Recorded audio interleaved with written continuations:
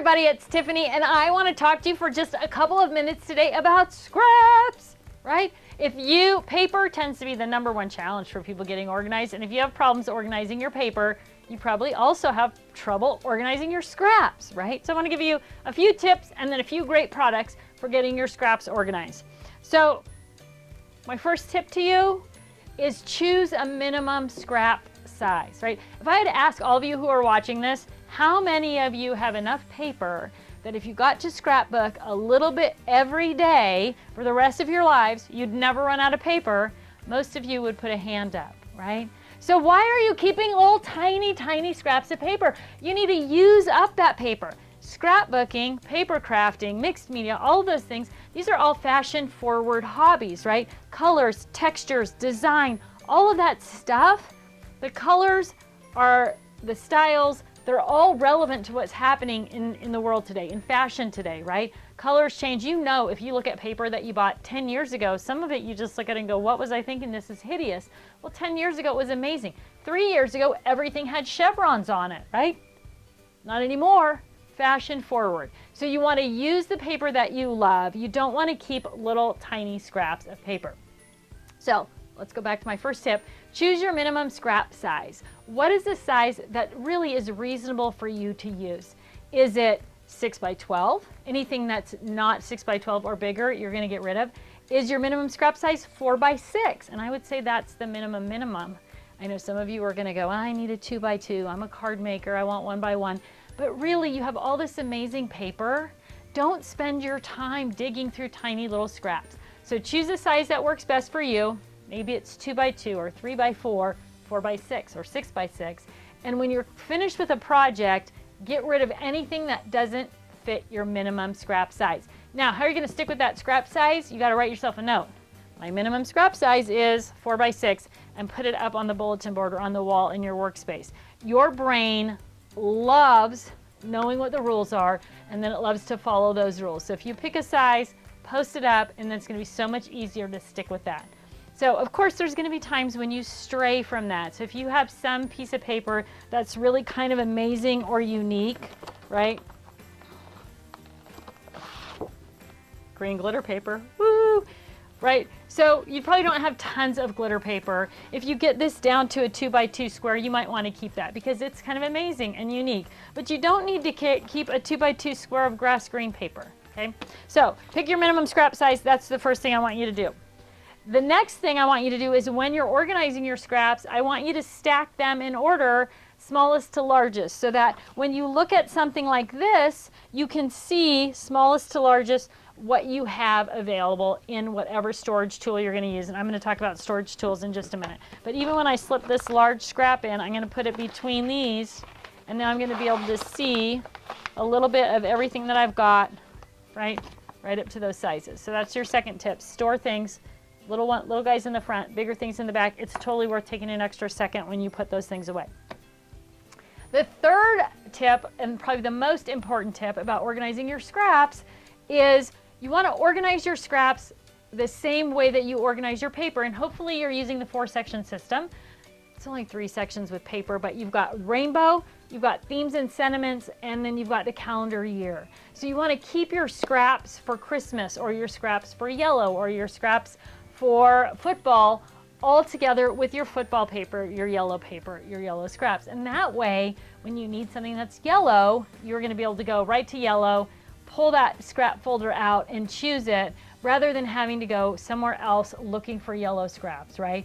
So organize your scraps by theme, color, or calendar year, right in with your paper. So it doesn't matter, and you can organize 8.5 by 11, 12 by 12, 6 by 6, 8 by 8, 4 by 6, all those paper sizes together right there with your scraps as well. Okay, how are you going to do that? Well, there's a couple of great storage solutions for organizing scraps. The first one I want to share with you is called the Scrap Master. So this is a 12 by 12 folder that has paper in the middle. This is a 12 by 12 folder that has a big slash pocket on the front and a big slash pocket on the back, right? And then on the inside, another big pocket, and then you've got 3 smaller pockets. Now the smaller pockets on this side are all gusseted, so you can really load them up with scraps by size. So you can see, I don't know if it's hard to see with the camera because it's clear plastic, but you can see how that gussets out quite a bit. So it's really easy to store a lot of scraps, a lot of smaller scraps in those 3 pockets. And then you've got this wide spine right here. So when those pockets are full, you're going to still be able to fit, you should still be able to close up your folder, right? So the Scrap Master is perfect. Again, you can store by color. If you had Christmas scraps or Halloween scraps or whatever, you want to keep those all together, so you would literally create a folder that was all of those things. Now, if you don't have tons of scraps and it's not all gusseted out there, you actually can store your full-size sheets of paper.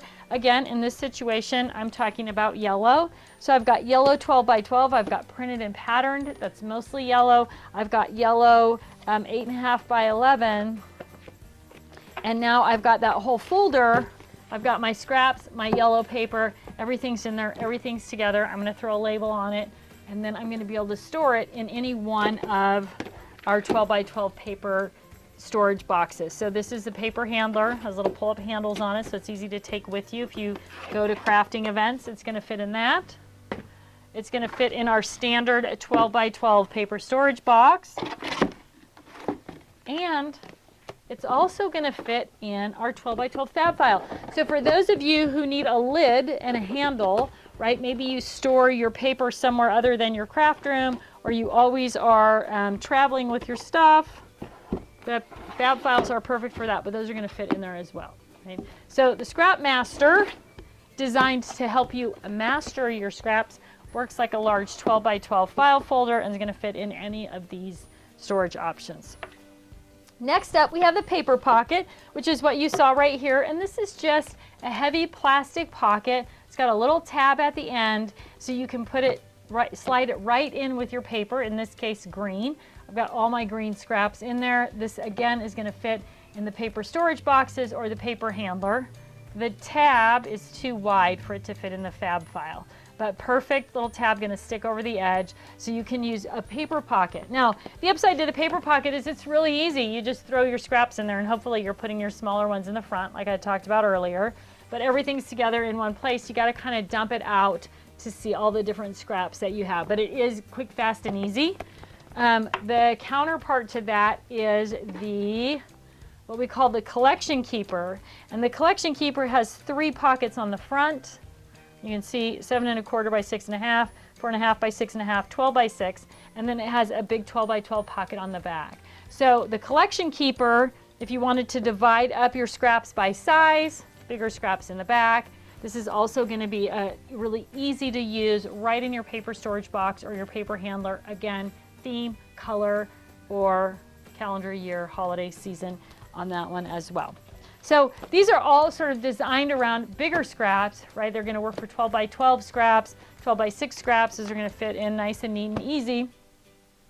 We also have for small scrap storage. So some people like to keep their scraps separate, right? So this actual product was designed to organize Kiwi Lane tracing templates, so you may be familiar with it if you use Kiwi Lane, but there is a love affair going on with it right now for scrap storage because the little pockets are the perfect sizes and shapes for most sizes and shapes of scraps. So these are 12.5 inches long, 6 inches tall, and you can see, so this is a triple pocket. It's got smaller scraps.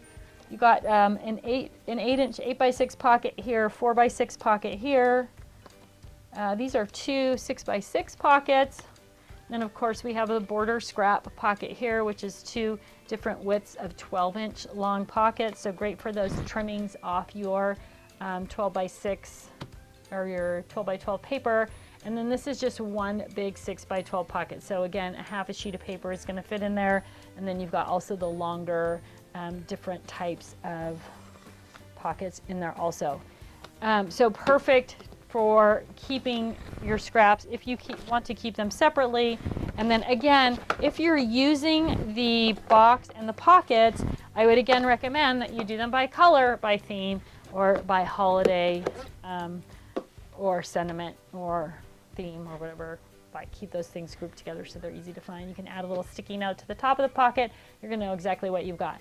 So when we're talking about scrap storage, what do you want to do? You want to put your smallest scraps in the front, whatever you're using, so you get the best visual on them. You want to choose a minimum scrap size, so when you're finished with the project, anything that doesn't meet your minimum either goes in recycle or your donate bin. And then last but not least, you want to keep your scraps organized the same way you have your paper organized. The rainbow, themes and sentiments, and then of course the calendar year. Thanks so much for tuning in today. I hope you found this little tidbit of information helpful, and I hope you get those scraps organized so that you use them more. See you soon.